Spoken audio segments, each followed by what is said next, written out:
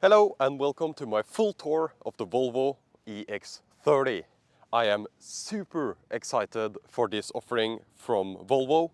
Will it become the new standard electric car that you see on the roads? Let's take a look at this fantastic vehicle today. You open the rear hatch by pressing this kinda hidden button on the rear.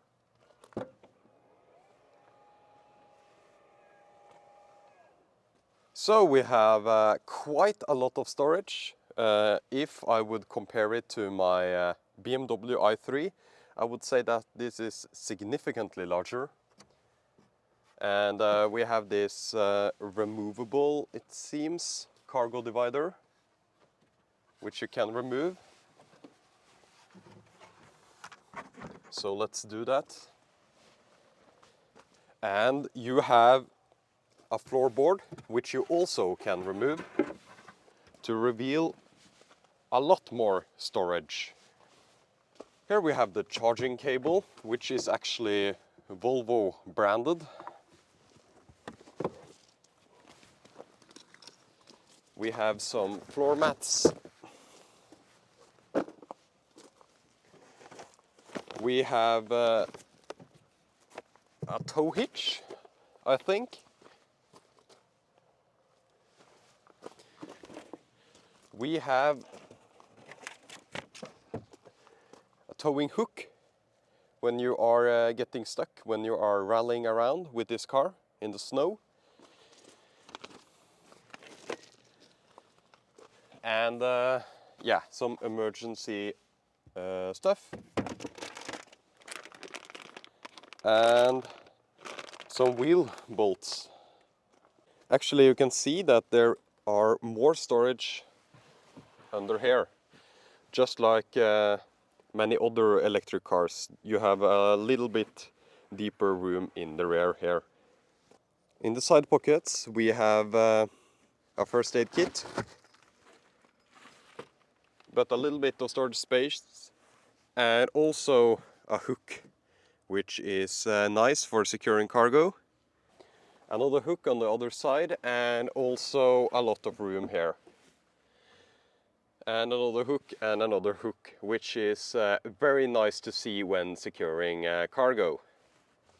One fun thing to notice is this plaque here, which will tell you what IKEA items will fit into the car. So it'll say that a stroller will fit, like golf clubs will fit, and a lot of furniture will fit into the hatch. And it'll tell you exactly how much space you will have in the rear and in the front of the car as well when you lay the seats down. So the maximum item length is 176. So that means I can sleep in this car. And we can't forget the 12-volt outlet in the rear. Let's close this one.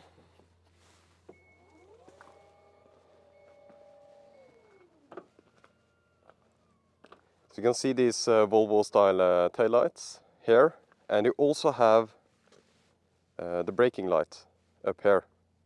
And you also have a rear wiper with window washer fluid, which is awesome to see, especially on a hatchback.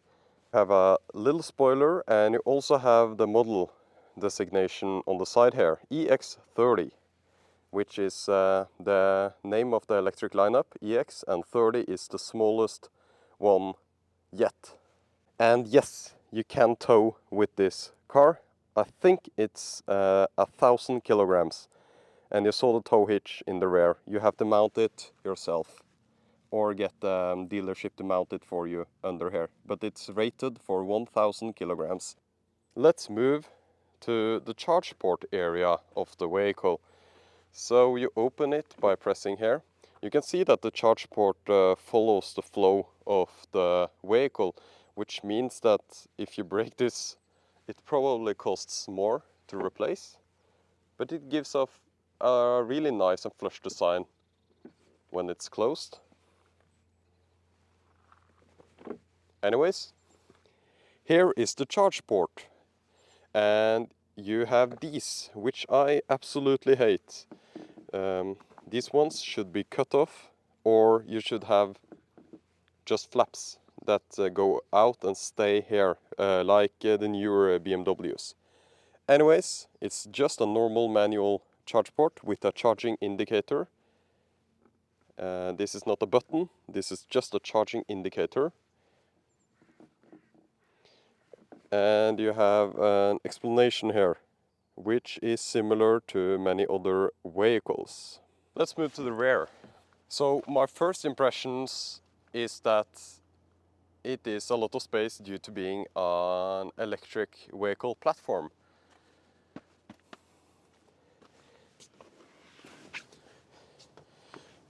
But it's significantly more crammed than my Tesla Model 3. I would compare it to the BMW i3, I think.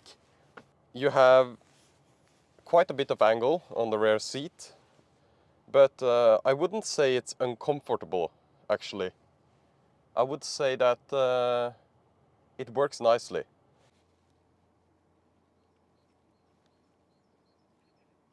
In the rear door you have nothing really.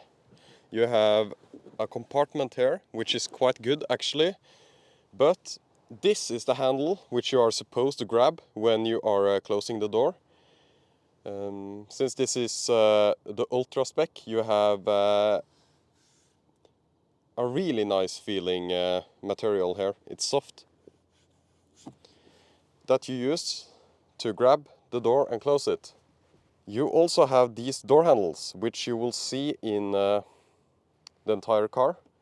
They actually feel like metal, but I don't think they are metal. They feel like it, and they are super smooth and actually super nice. I really like these, but you can't really use it to close the door. You will use this handle here. Other stuff in the rear is the window switches.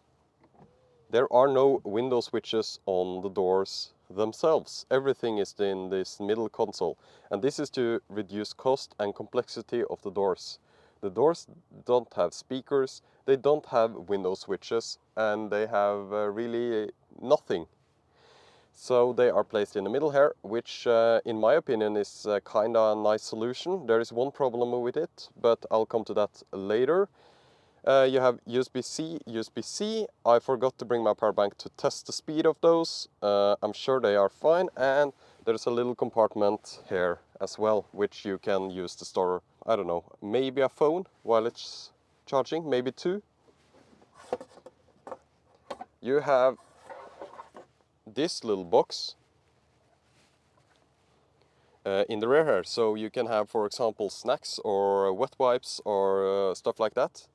And you can just easily slide it in and out of this little place. Let's see, quite a bit of storage under there. And look at the design of this one. It has a moose and some pine trees. Really Swedish design of this little compartment box. And to be honest, that's just fantastic to see. That's one of the things I liked with the ID Bus, is all the little quirks around. And it's super fun to see this on this little box that not many will see actually. Here is a little problem though. There is no pockets in the rear, so there is nowhere where to store all your stuff. Luckily you have these, but yeah, it's a little bit strange that there isn't any seat pockets here. You have some hooks here, I think, and a little light. And that's on both sides. In this Indigo variant you actually have these fantastic feeling headrests in the rear. And that's not for the middle seat, but on both side seats in the rear. So that's a nice addition. These the material feels both durable and super comfortable. And very Volvo and Polestar-like, in my opinion. Kind of like a rough material, that can take a beating. It feels like it can take a beating while also being comfortable. Keep in mind that this is the Ultra variant with the best interior, so make sure to check your specs before making a decision. Seat belts invented by Volvo. They feel light and nice and like they should be. To fold the seats down, you press this button down and pull the seat forward. You can see that the seat belt will follow with this little guide, which is kind of great, to be honest. This is awesome to see, since when you pull the seat forward, it will sometimes just catch the seat belt and you'll make it difficult for yourself. But you can just take it out of the guide and have it under here. Press the seat down and it folds pretty flat.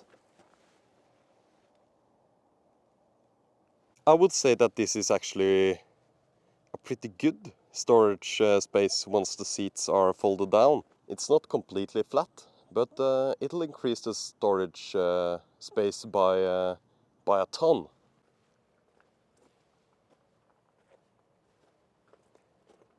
Look at all that space. That's actually quite impressive. You can actually hold stuff in this little SUV, which they call it, but in my opinion it's more like a hatchback.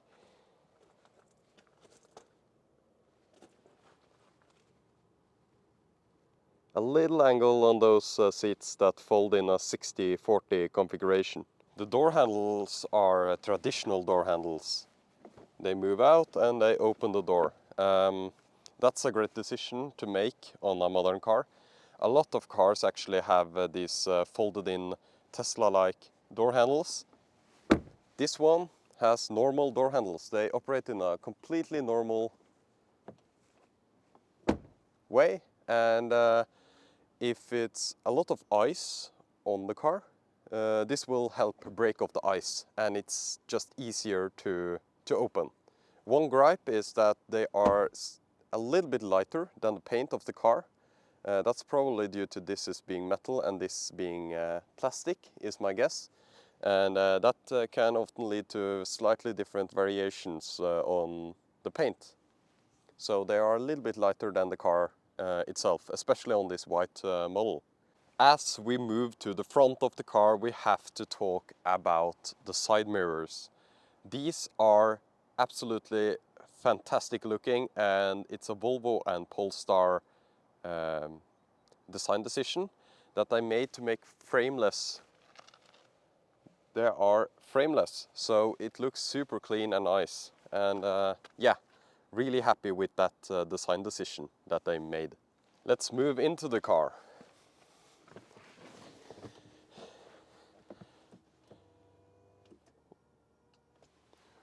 Once you adjust the seat, it's actually quite spacious. I would say that it feels much more spacious than the Polestar 2. The Polestar 2 is built on a hybrid platform, which explains a lot of the claustrophobic stuff in the driver's seat, to be honest. This one feels much more open and nice, and yeah, it feels like there is a lot of space around in the car. One thing I need to comment on is the accelerator and the brake pedal. It kind of feels a little bit crammed in this area. Okay, so just to show you what I'm talking about, when I press the brake pedal or the accelerator, I have quite a bit of overhang over here, and sometimes my foot will hit this area, and I don't have particularly large shoes, I think, so yeah, it feels a little bit crammed down here compared to other cars I have driven, and I have a little bit of difficulty to explain what's happening, but I think when I rest my foot here on the brake pedal, I'll hit something in the top of the car. It's a little bit crammed down here. Everything else in the driver's cabin feels super spacious, to be honest. Super spacious. Okay, let's move to the driver's inputs. So just to start somewhere, I'll start with the blinker stalk. Awesome blinker sound. Fantastic blinker sound. It'll indicate on the screen, of course. And the left side of the speaker for a left turn signal, and the right side of the speaker for the right turn signal. Pretty normal, but it feels great, feels high quality, nice to the touch. On the end of this stalk you have washer fluid and rear washer fluid, and this is also the rear wiper. This is super awesome to see a rear wiper with window washer fluid. A lot of modern, especially electric cars, get rid of the rear wiper, but here you have everything, and this proves that Volvo actually cares about northern conditions, because you need a rear wiper and you need rear window washer fluid. That's awesome to see. It works nice. It works nicely. I have tested it. To adjust the window wiper speed, you just twist on this one, and it's kind of like a rubber material. It feels amazing to the touch. Super nice, touch points. This thing is glossy black, so it will get full of fingerprints, but at least it feels super high quality, this stalk. The gear selector is exactly like on a Tesla, if you are used to a Tesla. So you have up for reverse, you have down for drive, and you have the ability for neutral. All the way down activates the cruise control, exactly like on Tesla Model 3 or Y, and it operates in exactly the same way. So yeah, with park on the side here. This is an IR eye tracker, which will track your eyes for driver assistance and letting you know that you need to take a break or look at the road, not at the screen, etc. Increase cruise control speed, decrease cruise control speed, lane assist or lane holding, and this is to change the display here. So when you press this one, you will get different kinds of displays depending on your preference. Just a few to cycle between. I would have it this way to get the speedometer closest to me as possible, since there is no speedometer in front of the steering wheel. Anyways, on the other side you have voice commands. This is Google Assistant. You have volume up and volume down, and hold in for pause. So you have pause on the steering wheel, but you need to hold it down. And skip songs and the horn. So that's everything on the steering wheel. One thing I would like to mention that is quite unique and super innovative from Volvo here, or Geely, is that you have, when you hover above this, I'm not pressing it, it's just touch, right? So I'm just hovering above this one. It'll show in the screen what you have selected before you click it. So I'm holding over the menu button now, and you can see it's highlighted. And I can look at the screen to confirm that I'm holding on this button. I can click, and I know that I'll get the menu button, which will change the driver's display. The vents are manual. The best way to do it, not have them on the screen. Touch points feel very, very nice. This is the correct way to do vents, in my opinion. And again, the touch point feels nice all over. Before we move to the driver's screen, I want to move to the middle console here, since it's quite important in this vehicle. So you have 1, 2 or 0 cup holders, you decide. Fantastic design, actually. You can also just move this one in to get a storage compartment, or if you need to have larger water bottles or something, with this rubber mat, which is here. And you can move it back, or you can just have one and then a storage space. 2, 1, 0. It's a fantastic design. I've never seen a better design for this, and yeah, just fantastic. And these are rubber as well, so it will hold about any drink that you put in there. Under here you have a lot of storage. You have two USB-C ports here. Anyways, there is a wireless charger right there.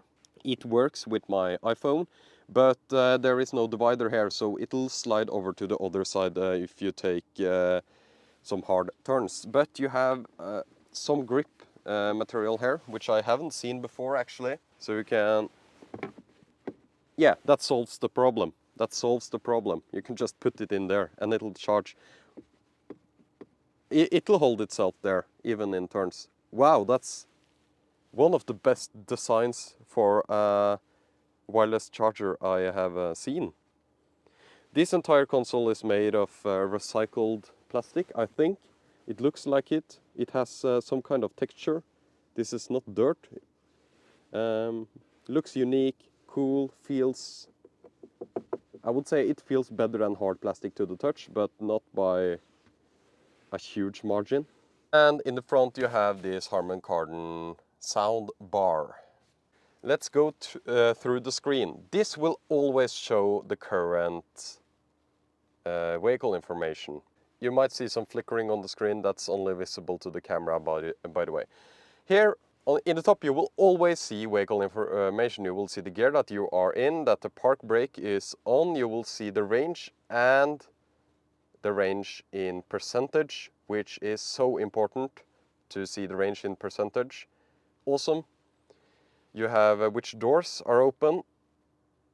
You have a picture of the car. This will change to like driver assistance stuff when you are driving. And it seems to be the correct color, but I don't know if it'll change. And you have consumption information. Please don't look at this and say that that's the current consumption. I'll do a consumption test. This is just from driving around. Auto high beams, which is an option on this car. So let's look at the middle section. This is the home screen, by the way. You have Google Maps, and it's snappy, quite snappy. I would say it's almost there where the Teslas are. Actually, it kind of is where my a little bit older Model 3 is in terms of speed. Pretty nice. If I insert Oslo here,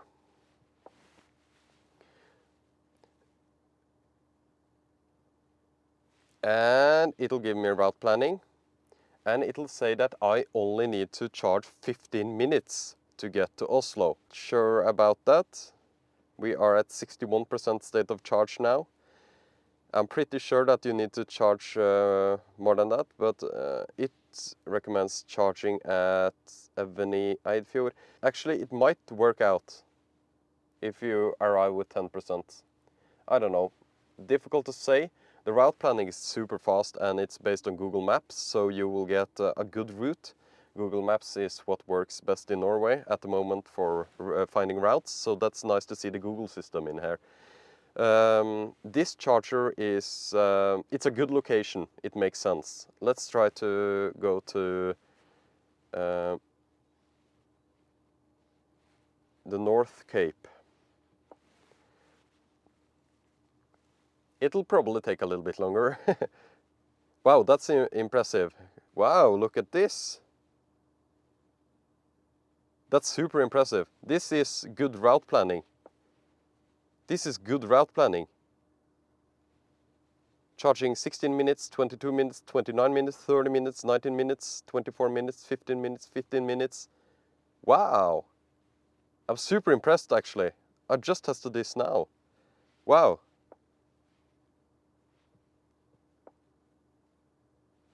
Quite impressive. I just changed it to English so you can see, and it doesn't need a restart for English for changing the language like like Tesla does. So that's a plus point, I guess.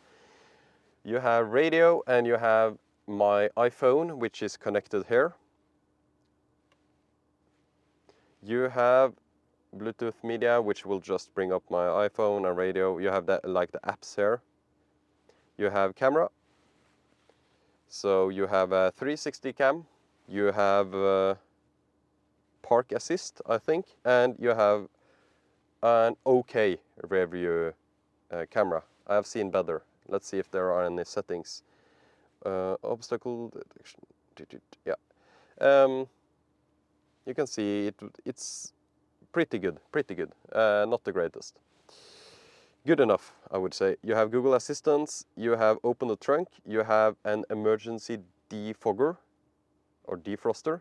You have glove box opening like Tesla does on the screen. And the glove box is actually here.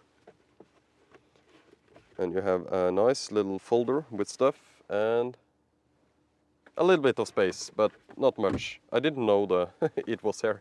That's a great location actually. Isn't that a better location than there? It is. And you have on the bottom here, you have a lot of options. You have home screen, you will get where we are now. You have this one, which will bring up all the apps you have.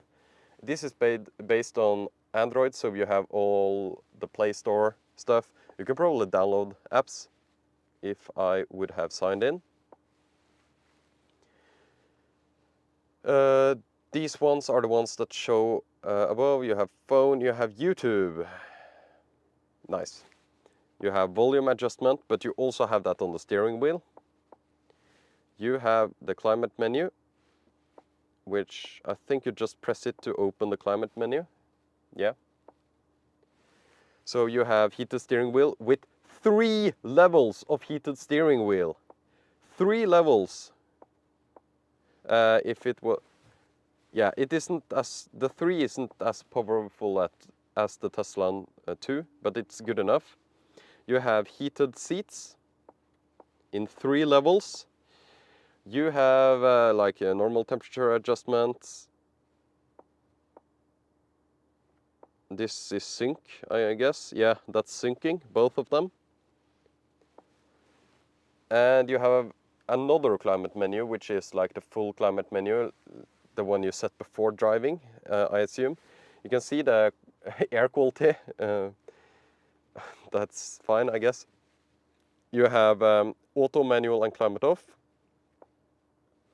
Here's the air quality stuff. You can have parking comfort, and you can set parking comfort. Yeah, well, that's keep climate on. That's awesome. Climate stays active until battery level is 20. Volvo recommends not leaving people or pets in a locked car. Local laws apply, so they don't want to have a pet mode. But this is kind of like a pet mode. I'm curious to see if the alarm will go off if you have on parking comfort. Anyways, this is awesome to see. So you can have the climate on while you are parked until the level is 20%. You can probably turn off the alarm in an easy way if it's not disabled by this already. And you can sleep in the car if you are short enough. Anyways, you have the full climate menu here, maximum AC, max defroster, rear defroster. This is super important for defogging, especially in Norway.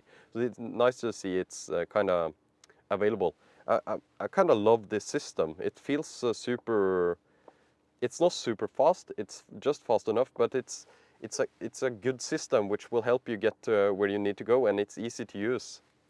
So let's close the climate menu, and now we move to the car menu. So here you have ambient lights. I can't show you now because it's too light outside, but I'll try to get some clips to show you. So in this car menu, which you get by always pressing this button, which will always show in the bottom there, you get here you get exterior lights, which should just stay in auto, to be honest. You have rear fog lights. That's nice to know. You can adjust the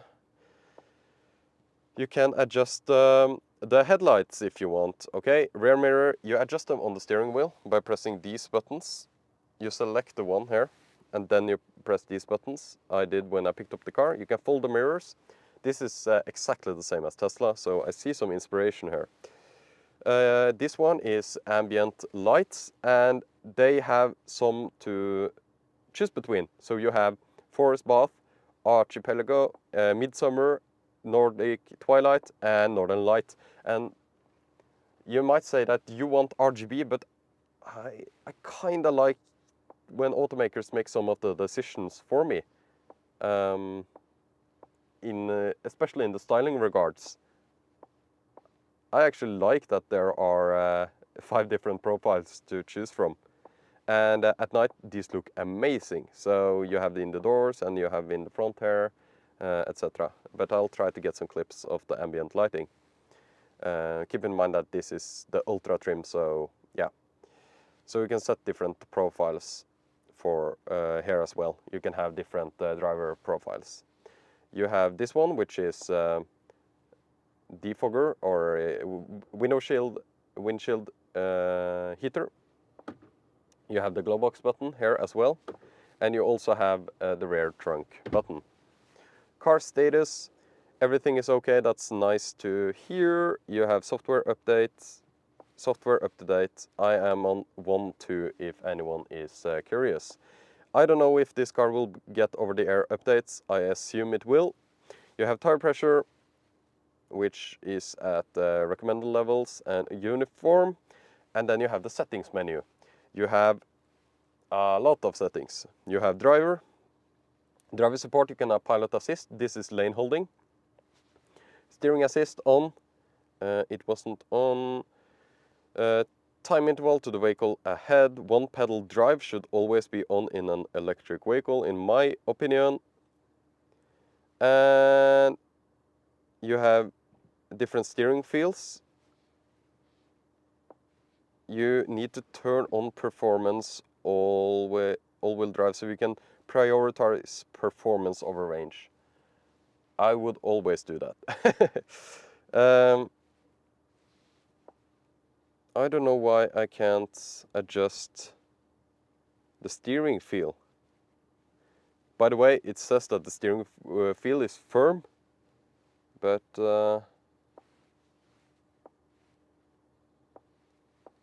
I promise you it's not. It's super light. Speed limit warnings, you can choose to have that on or off. Controls, car modes. So you have tow mode for if you need to tow the car. I hope you don't need to do that. Parking comfort. But it says towing, car wash, parking comfort, turn off the car. Turn off the car, parking comfort.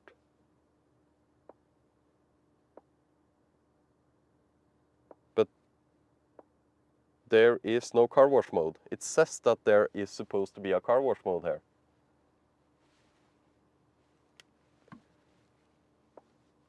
But it isn't. Car wash, that's strange. I hope they can fix that, or I'm blind. Anyways, display brightness. Nice to see a manual override there. Rear fog lights, we saw that in the lights menu as well. Adjust side mirrors, we saw that already. Rain sensitivity, so an actual working rain sensor, which it has. Lock rear power doors, reduced alarm mode. What is reduced alarm mode? Yeah, well, you have a lot of locking options and guidance light, which is after you leave the vehicle, I think. Anyways, reduced alarm mode, it might be that it disables the tilt functions for ferries, which is a very Norwegian thing. I hope that's the case. Customizable button, this is the menu button I talked about. You can use it to actually you can have screen view like it is now. It changes the view, your one pedal mode, and you have speed limit warnings. You can turn off speed limit warnings, which is EU mandated to turn on every time you turn on the car. Maybe it's put as a shortcut so you can disable these warnings. And one pedal drive on and off. To be honest, that should be on all the time, so no need, but that seems interesting. Let's move to the sound. Yeah, sound focus and stuff like that, and equalizer. Equalizer is nice to see. Connectivity, Bluetooth and Wi-Fi. Wi-Fi for over-the-air updates, I assume. Charging, you can set charge limits. Oh. Daily drive, it recommends 90% actually. Interesting. It probably has a large buffer. But you can have quick options for daily drive, and then if you go on long trip, you can just press long trip and then it'll charge to 100%. And you can also set custom down to 50%. I would like to see it lower because you might want to have it at 40% for long-term storage. But this is completely adequate and very far ahead on the curve. You can limit charging current, so you can charge at up to 32 amps. If you charge from a wall outlet and it doesn't let you adjust it on the charger itself and it'll trip itself, you have the option to just lower the amperage in the car very easily. Super nice. Charging schedule for cheaper charging at night. That's completely standard. Profiles. So you can add profiles like I talked about. So you can have your own settings in your own profile. Privacy, data sharing and stuff like that. Important to go through to look at what the car shares about you, which is something no one talks about, but that's super important to know what the car shares about you. And you have Google and Google services, also check that one. And you have system. Here I changed the language. You can have the units you want. Range estimates certified versus dynamic. So dynamic would be a gasometer.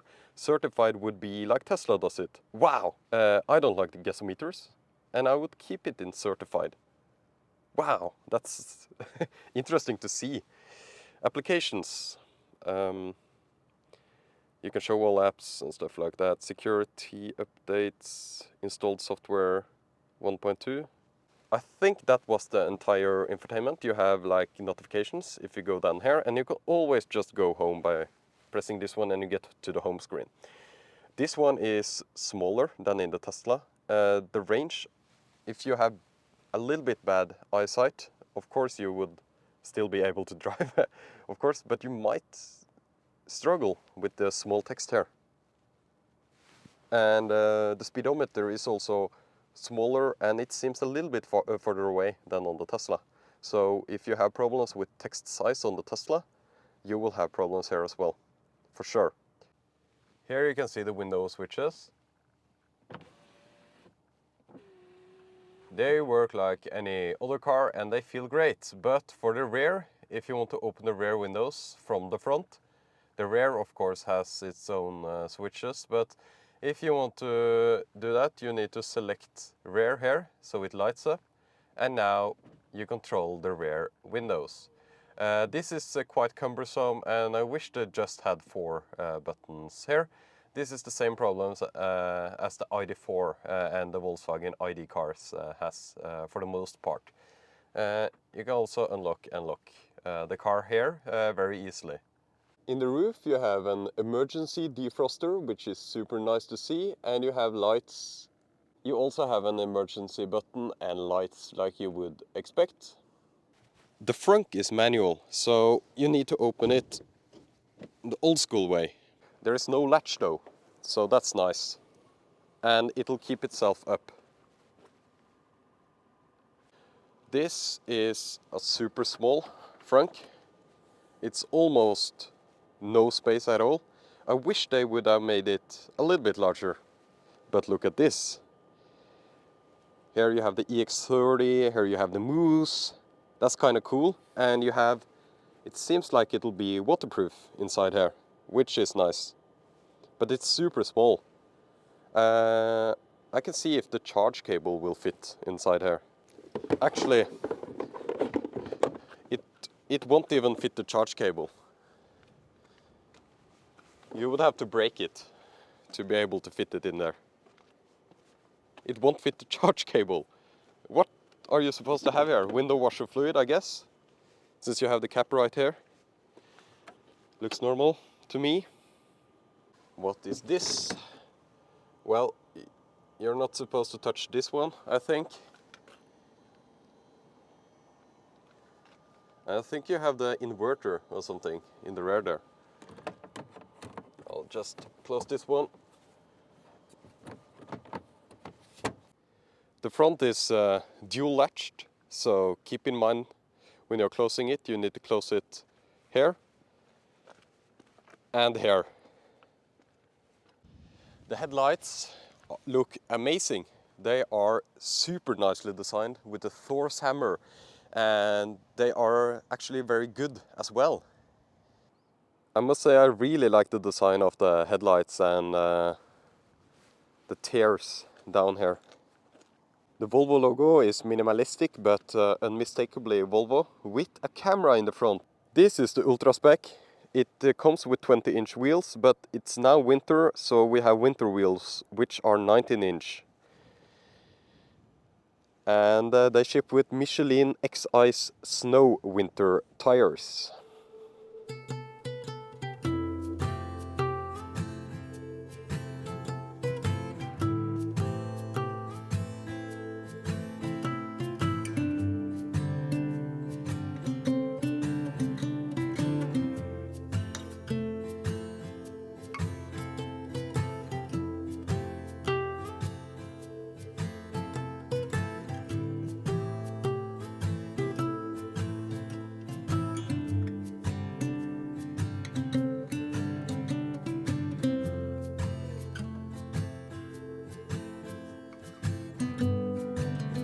This was my full tour of the Volvo EX30. I have so much more to come on this great car, spoiler alert, and I can't wait to show you. Please leave a comment below. What do you want to know about the Volvo EX30? Do you think we will see this everywhere on the roads in Europe? Do you like Volvo electric cars or Polestar electric cars? Leave it in the comment. I am super curious. I also reply to all my comments, so if you leave a comment, I'll reply.